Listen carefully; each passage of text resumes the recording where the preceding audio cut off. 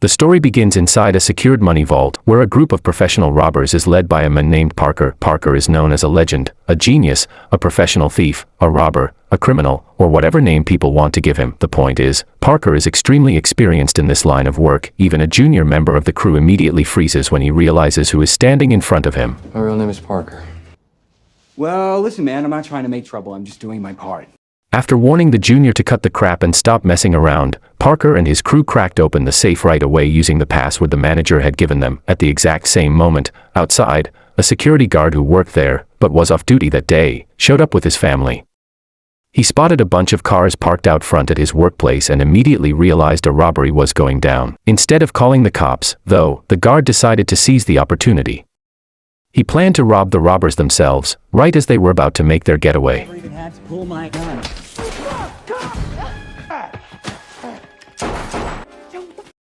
And yes, the guard successfully escapes with one bag full of stolen cash. Parker, refusing to let it slide, immediately gives chase.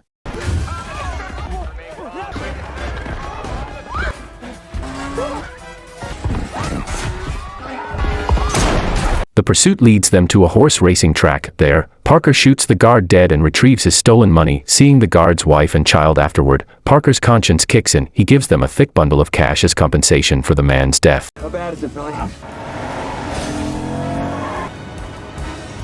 Back at their hidden safe house, Parker's close friend named Pill is rushed into treatment after being shot earlier. Among the 4 new members who joined this robbery, a woman named Zen begins acting suspicious, and then, suddenly, everything goes wrong.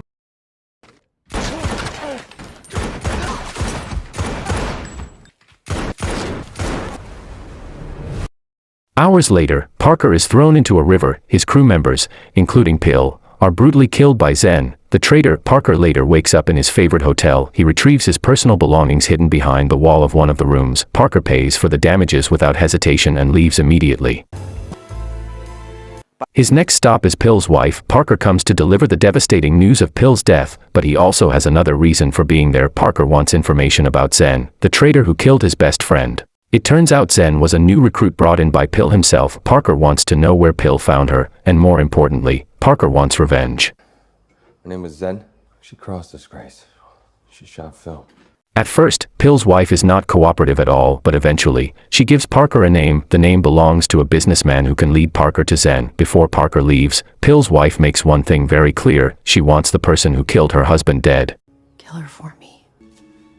Parker then contacts another close friend named Grofield. Grofield has already retired from the world of robberies. Thanks to additional information from Grofield, Parker is able to track down the businessman much faster. I'll look around, see what I can do.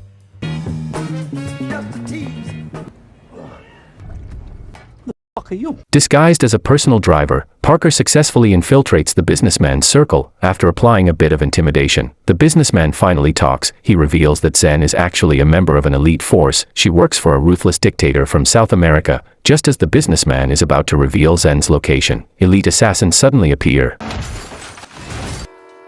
They are sent by Zen to eliminate Parker.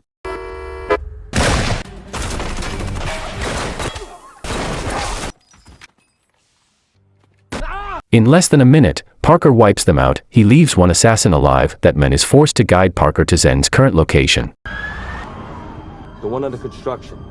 The trail leads to a construction site. Inside an abandoned building, Zen is seen with a large man named Bosco. Bosco is holding a detailed blueprint for another robbery. It is revealed that Zen is after something far bigger, a heist with profits far more massive and valuable than before. Zen intentionally joined Parker's crew to steal their money. That stolen money becomes her startup capital for a much larger job. Bosco is paid a fortune to secure the blueprint. I wouldn't. Just as Zen and Bosco are about to leave, Parker steps in. He comes to claim revenge. Bosco talks too much. Parker shoots him without hesitation. Parker doesn't realize that Zen already transferred all the money to Bosco. Shoot me! I needed him alive, you. All that effort, all of that money is gone now. I die. Parker demands an explanation. Zen finally tells the whole story. In South America, there is a sunken treasure called the Lady of Arentero. It is a crashed plane filled with diamond relics and priceless statues. Its value reaches trillions when converted into local currency. The treasure could have solved hunger in her country. Instead, it is controlled by a ruthless dictator. To build a good public image in front of the world, the dictator hands the entire treasure over to the United Nations in the United States, but after that, he plans to take it back. He hires a local robbery group to make it look like a staged theft. That way, he can play the victim in front of the world. Interested? Who's he getting to steal it? The outfit. This is Mr. Lozini. He is the leader of the outfit, the largest professional robbery organization in the United States. Lozini doesn't steal public money or tax funds. He specializes in rare, high-value items worth millions of dollars. Lozini is paid a massive sum by the dictator to steal the Lady of Arentero statue. The heist is scheduled to happen in just a few days. Well, there's been a little bit of a hiccup. You bite your tongue. He's missing. This man is Kincaid _. He is Lozini's most trusted field operative _. Kincaid receives news that Bosco has gone missing _. In reality, Bosco has already been killed by Parker _. Since Bosco had the blueprint, Kincaid is ordered to find him immediately _. Go find Bosco. Fuck out. I'm... Back to Parker, he decides not to kill Zen.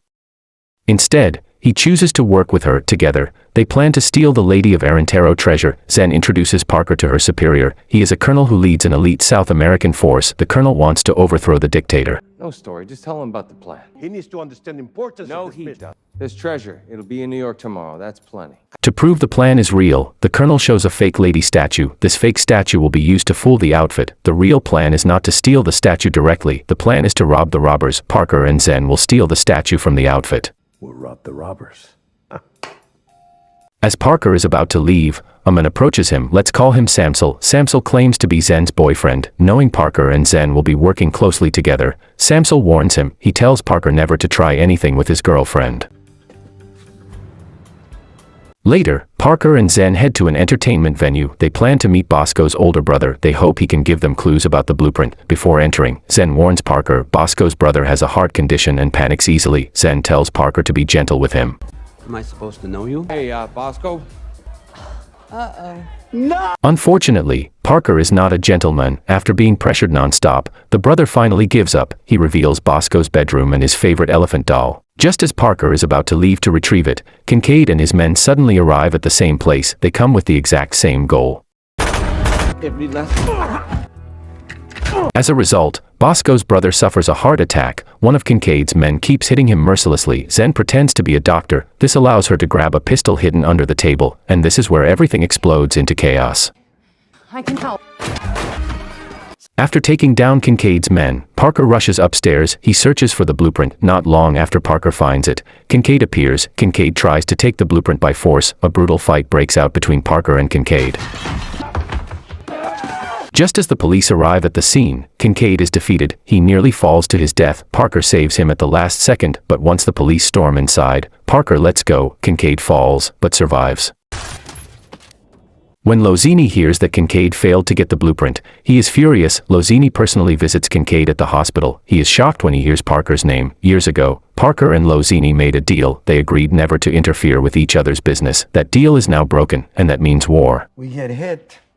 Instead of reaching for a bat, we file a goddamn insurance claim. Back with Parker, he brings Zen to meet his new crew. They are actually his old friends who have long retired. There is Stan, the driver, Brenda and Ed, a married couple who are experts in disguise, and finally, Grofield. Grofield is Parker's most trusted ally. So good. Go. Okay. Parker then explains the entire heist plan in front of Zen and the colonel. According to the blueprint, the lady statue is kept in a heavily guarded government facility. Breaking in directly would be nearly impossible, so Parker decides to let the outfit steal it first. No matter how they do it, the statue will be transported by train, and that is where Parker and his crew will strike. The plan is simple on the surface. Brenda and Ed will disguise themselves as station officers. Their job is to speed up the train's departure. Grofield will sabotage the safety system that controls the train's speed. When the train exceeds the safety limit, it will derail at a curve and crash down below. That is where Stan will be waiting with his truck. His job is to quickly transport the lady statue to a safe location. Have a cube truck standing by. Stan, need to get us one. No problem. We should have 10 full minutes to load it up, get going. With about 24 hours left before the big move, Parker tells the crew to head home and get some solid rest so they'll be sharp tomorrow. Meanwhile, Parker checks into his usual hotel room, the one he always books. Guess who's waiting inside? What are you doing here? And yes, Zen was already there and seemed to be watching Parker's every move. This fits perfectly with the title of the film. Play dirty because everyone involved is willing to cheat and stab each other in the back, just like Zen did from the very beginning. Parker remains unmoved by Zen's constant attempts to seduce him, but something unexpected happens. Mateo, no! Parker wakes up tied in an isolated place. He is captured by Samsel, the jealous boyfriend. Samsel suspects Parker is trying to steal his girlfriend. Out of jealousy, Samsel reports Parker to Lozini. The outfit is already on its way. Not long after, Zen arrives to save Parker. She begs Samsel not to be selfish. Zen warns him not to ruin the plan. Just as Samsel removes Parker's restraints, the outfit arrives faster than expected. Samsel is killed after Parker uses him as a human shield. One outfit member also goes down easily. Moments later, Parker's phone rings. It is a call from Lozini himself. Lozini warns Parker to stay out of his business. He admits Parker is highly skilled, but Lozini reminds him that the outfit is too big to fight alone. I run the outfit. Point. People vanish. Then Lozini drops a bombshell. The lady statue theft is happening right now, not tomorrow, right now. You can forget it, pal. It's now. You lose. Parker immediately calls his team to get ready. Brenda and Ed rush to the station in disguise. Back up! Come on, let's go. There we go. All the way, all the way. After Brenda and Ed successfully speed up the train's departure, it's now Grofield's turn to act. His job is to sabotage the safety system. Unfortunately, his gun accidentally falls. That forces Grofield to do everything by hand.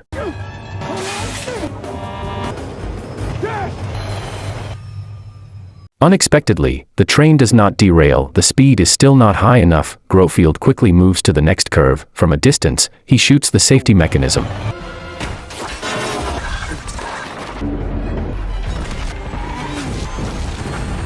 Parker and the team immediately seize the cargo box. Inside is supposed to be the lady statue, but instead, they find nothing but stones. The entire operation turns out to be a trap designed by Lozini to eliminate Parker. More of Lozini's men appear. They are easily taken down. Parker and his crew retreat immediately. The next day, they regroup to discuss what happened. If last night was a trap, that means Lozini already has the real statue. Now they must find out where he is storing it. Their only lead is Kincaid. Kincaid is still recovering from his injuries. But I know someone we can ask. And who is that? Kincaid. Parker and Grofield disguise themselves as police officers. They pay Kincaid a visit. Parker threatens to throw him out a window.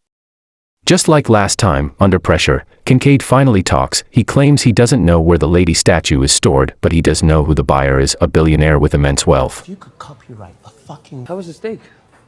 Parker goes alone to meet this billionaire. He kidnaps him with ease. Go. See, right here? Without violence, the billionaire spills everything. He reveals where Lozini keeps the lady statue. It is inside a private vault with extremely thick walls. Breaking into it is nearly impossible. The transaction is scheduled for tomorrow. Believe me, it's impenetrable. Parker takes the billionaire back to the safe house. He leaves them and understands watch. Meanwhile, Parker and the rest of the team head to the vault location.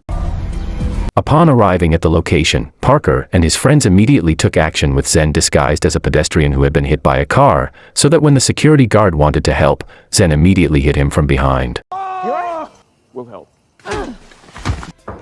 Hands up, turn around, come on. At the exact same moment, back at Stan's hideout, Stan screws up big time. He's passed out drunk from way too much alcohol and completely drops the ball on guard duty. The billionaire takes full advantage, breaks free, and immediately contacts Lozini to tip him off about Parker's entire heist plan.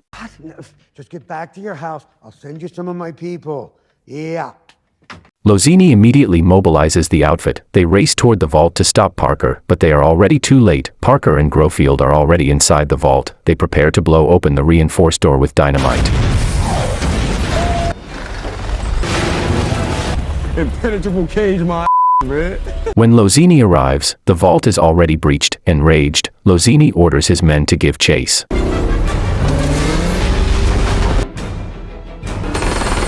A high-speed chase erupts. During the chase, gunfire hits the statue's restraints. The straps snap loose. Parker is forced to jump out to fix it. The vehicle makes a sharp turn. Parker is violently thrown off.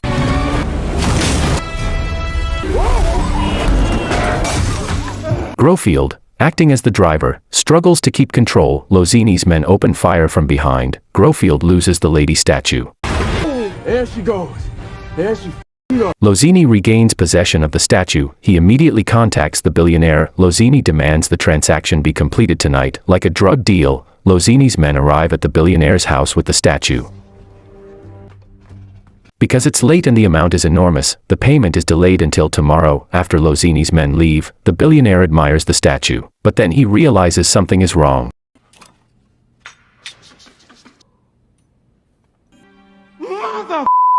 Furious, the billionaire calls the dictator. Lozini is accused of betrayal, but in reality, this accusation is part of Parker's counter trap. We're going back to Greenbrook. Greenbrook. Why? Because that's where the lady... As Lozini prepares to move, Parker and his team are already one step ahead. They arrive at the location where the real lady statue has been stored all along. Lozini finally appears. Instead of killing Parker, he expresses admiration. Lozini admits Parker has outplayed him. Parker reveals that the real statue never left this place. Everything Lozini chased was nothing more than a decoy. Parker had already switched the vault numbers by repainting them. The statue Lozini recovered was never the real one. Can't let you have her. Before Lozini arrives, Parker rigs the area with explosives. The detonator is controlled by a small remote. That is when Parker proves him wrong. With a single press of the remote, everything changes. The real lady statue explodes. It is destroyed completely. Parker did this on purpose, not for money, but to destroy Lozini. Parker wanted to prove that one man could bring down an entire organization. Why? Nobody tells me where I get to walk. The next day, the team gathers again. Everyone looks disappointed. They believe all their effort was for nothing, but Parker has a surprise. He secretly removed several diamonds from the statue before destroying it. Not as valuable as the statue, but still worth a fortune. Parker pays every member fairly. After that, he goes to meet Zen one last time. Zen thanks Parker sincerely. The dictator has been arrested. His crimes are exposed. Zen's country can finally breathe again. But Parker reminds her of one thing. No matter the reason, killing Pill can never be justified.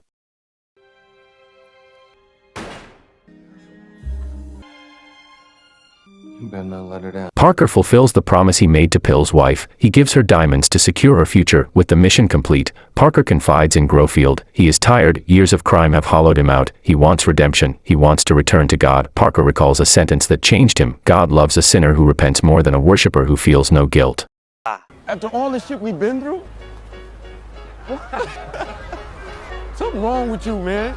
This is Parker's ending. The message is simple. As long as you are still breathing, it is never too late to repent. Death comes without notification. The question is, what will you bring when it comes? This story ends here. Thank you for watching. Until the next video.